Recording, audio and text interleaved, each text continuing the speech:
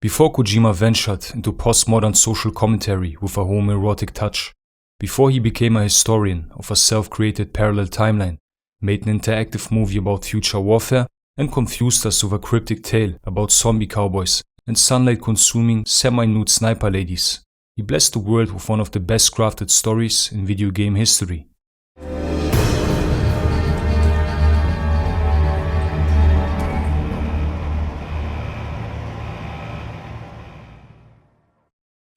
In well-crafted stories, there is a connection between all building blocks that make up a narrative.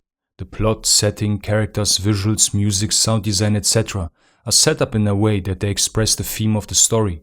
When all building blocks work in favor of the theme, it creates a synergistic effect. The separate pieces merge into one cohesive unit, a concentrated laser beam aiming at one specific point. When this design philosophy is present, we end up with exciting and immersive stories. When it's not present, we get disfigured monstrosities that irritate our senses and confuse our minds. What will they do when you tell them that you are my ally? When you tell them that Sauron lives because of you! And you will die because of me! In Metal Gear Solid, this design philosophy is present. Every single artistic element works towards expressing the theme. Kojima wasn't the first one to demonstrate the medium's potential for creating complex narratives, but he certainly played a big role in showing the world that gaming can be a powerful storytelling tool that equals cinema and literature. In Metal Gear 1, Kojima commits to a monumental task by trying to answer one of the most profound questions: what makes us human? This question is the thematic foundation of the game. The character design, plot, setting, and every audiovisual element work towards answering this question. Kojima chose the perfect protagonist to explore his theme, a cynical, cold-hearted killing machine bred for war. Behind the cool badass front, Snake is a lonely and hopeless man who lost his humanity on the battlefield, a government assassin with no friends, no spouse, no family, and no life outside of his profession. Kojima takes the character design of the dehumanized killing machine to its extreme by revealing that Snake is a clone, a super soldier made from the DNA of Big Boss. The choice to use an artificially created man to explore what makes us human is not an original concept. This narrative design is a core element of the cyberpunk genre and was first introduced by Mary Shelley. In a way, Snake is like a cool, badass version of Frankenstein's monster. You haven't even taken the safety off, rookie. Careful, I'm no rookie. I'm a 10-year vet.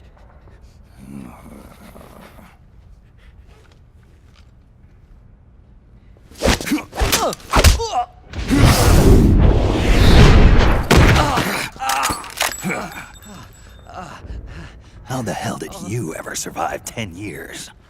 When it comes to theme, atmosphere, and audiovisual design, Kojima borrowed many elements from Ghost in the Shell. Snake's outfit is a homage to Major Kusanagi. The battle against Rex is a reference to the showdown against the giant robotic spider. In terms of genre, tactical espionage cyberpunk action might be a weird sounding but more accurate description. But I guess I shouldn't question the artistic genius who let us play as a delivery guy who fights demonic whales and uses a baby as a ghost detection device. I will hold you and protect you. So let love warm you till the morning.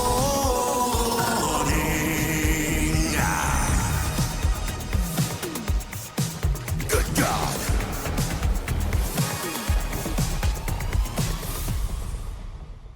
The conflict between Snake and Liquid serves as a dialectical battleground. The two belief systems that shape the way we interpret life and our own humanity fight for the monopoly on truth. On one side, you got the deterministic worldview of science, which negates the existence of a soul and defines humans as biological machines controlled by their genetic programming. On the other side, you got the metaphysical worldview of religion, which affirms the existence of a soul and defines humans as spiritual beings. Religion makes the claim that we have a higher nature and the ability to go beyond the restrictions of our body. Kojima comes to the conclusion that humans are not biological machines. He doesn't make open pro-religious statements, but he communicates to the player that humans have a soul and the ability to transcend their biology.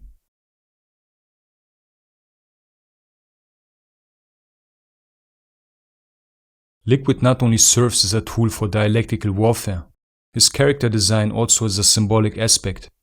Liquid represents Snake's ego or dark side, the soulless killing machine that Snake has become. Meryl is the manifestation of Snake's humanity, his flesh-made desire to live, love, and hope for a better future. Kojima characterized her as a young idealistic soldier who hasn't witnessed the horrors of war. She's like a distant memory of the man that Snake used to be, before his soul got tainted on the battlefield. Saving Meryl from dying feels important, because Kojima communicates to the player that Meryl is Snake's lost humanity. If she dies, Snake's chance to become human again fades away. The final battle between Snake and Liquid has a mythological quality. Snake not only fights for survival, he fights to rescue his soul from the clutches of the inner beast. Rex's visual design underlines Kojima's departure into mythology. Fighting Rex is a reference to classical knight stories, where a noble knight enters the abyss, battles the dragon, and saves the princess. Like I said in my previous video, the knight represents spirit, the dragon ego, and the princess the soul. Killing the dragon and saving the princess from the abyss is a metaphor for dissolving the ego and purifying the soul, or in secular terms, healing the psyche.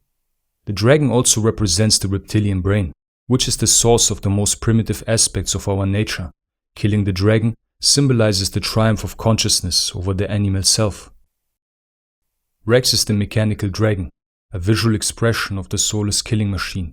Defeating Rex finalizes Snake's transformation from an artificially created, cold-hearted killer to a natural man who's able to love and embrace life. His defeat also stands for the negation of the deterministic worldview of science. Snake's victory proves that the human spirit can overcome the selfish combative hardwiring in our DNA. Fox's involvement in the fight with Rex underlines this message. Grey Fox is a representation of Snake's lost humanity, the final form of the soulless killing machine. His presence shows Snake the dark path that awaits him if he's not able to change. Inside of Fox there is a battle between his humanity and the machine, an existential struggle that defines the cyberpunk genre. The machine or cyborg not only represents the merging of humans with technology, it's also a symbol for the restrictive mechanical nature of physical life. Cyberpunk expresses the human desire to overcome the limitations of physical existence and return to God. Kojima uses Fox's character arc to underline the message that we are more than biological machines. Fox's love for Naomi and decision to sacrifice himself for Snake represents the triumph of the human spirit over our biology.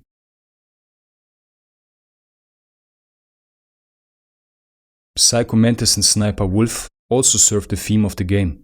The evil, mysterious villains turn out to be tragic figures, victims of the selfish, combative nature ingrained in our DNA.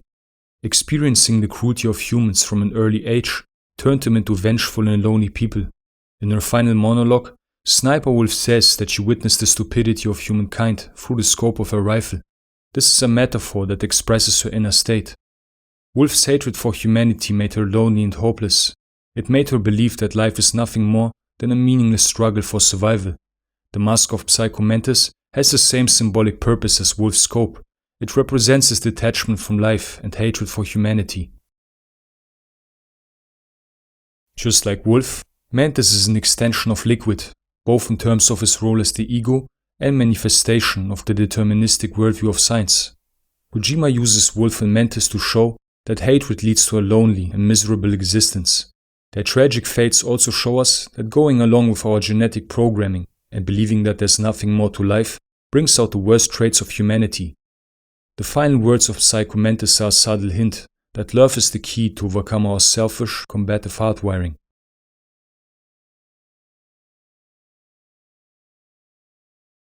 In the final chapter, Kojima communicates to the player that love is a transformative force. It reveals our higher nature and makes life worth living. Snake, who only cared for himself and his own survival, regains his humanity by learning to love Meryl and be a friend to Otacon. Fox's love for Naomi saves him from his technological cage. Otacon's love for Sniper Wolf makes him overcome his fear of humans. It also gives him the courage to be a part of life, instead of a passive observer. Just like the scope of Wolf and the mask of Mantis, Otacon's stealth device is a symbol for his detachment from life and other people. Otacon's character design also expresses how detached science is from reality. Naomi's character arc communicates the same message. Through the study of genes, she tried to understand who she is and find her purpose, an endeavor that led nowhere. In her final monologue, she says that science cannot explain existence and that humans are more than biological machines. Raven represents the natural man who got wiped from the face of the earth, connected to nature and spirituality, the manifestation of a mode of being authentic for humans, a mode of being we lost access to because of our obsession with science. Campbell and Ocelot don't really have a contribution for the theme. They serve the plot, and in the case of the gun-crazy Russian, satisfy Kojima's artistic quirk to put a cowboy into a futuristic setting.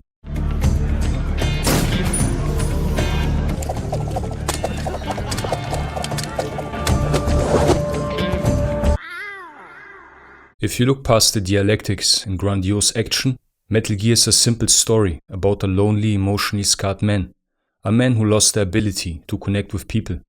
By learning the value of love and friendship, he's able to overcome his isolation and regain his will to live. By learning the value of love and friendship and killing a ton of people in the process. In its essence, the plot of Metal Gear is a series of murders. Each kill unfolds the theme and exposes Snake's true character. By humanizing the villains, Kojima reveals the inhumanity of Snake. Every death is like a piece of a mirror. The pieces come together and show Snake the cold, soulless murderer that he has become. Killing his enemies also shows Snake the value of life, a premise that is both tragic and ironious. In this regard, Metal Gear reminded me of a Greek tragedy. The story unfolds in a military base in the middle of nowhere. Snow, cold steel, impervious darkness, large factories, dark weather-worn basements, empty hallways, and sterile offices. Walking alone through the grey, lifeless interiors gives you a feeling that you are trapped in a mechanical prison. The setting design communicates the theme on an audiovisual level. Another function of the setting is to externalize Snake's inner life. Lonely footsteps haul through empty buildings, oppressive, low-frequency background noise, and unnatural machine sounds. The howling wind is like a wall of sound that cuts you off from the outer world. No warmth or bright colors, blue, grey and green everywhere you look. The accumulation of all those artistic details expresses Snake's isolation and loss of humanity. The music has a futuristic sound that aligns with the theme and character design. The final track, The Best Is Yet To Come, makes a drastic aesthetic change. The composer removed all futuristic elements and chose an organic orchestra sound along with angelic vocals. The radical aesthetic shift expresses Snake's transformation from a soulless killing machine to a real human with the ability to love and care for others. The angelic vocals have a transcendental quality. They accentuate the fact that Snake overcame his selfish combative hardwiring and reached a higher plane of existence. The visual design of the ending underlines Snake's spiritual evolution. You see the sun for the first time. The white snow, purple sky and goldish clouds create an heavenly atmosphere.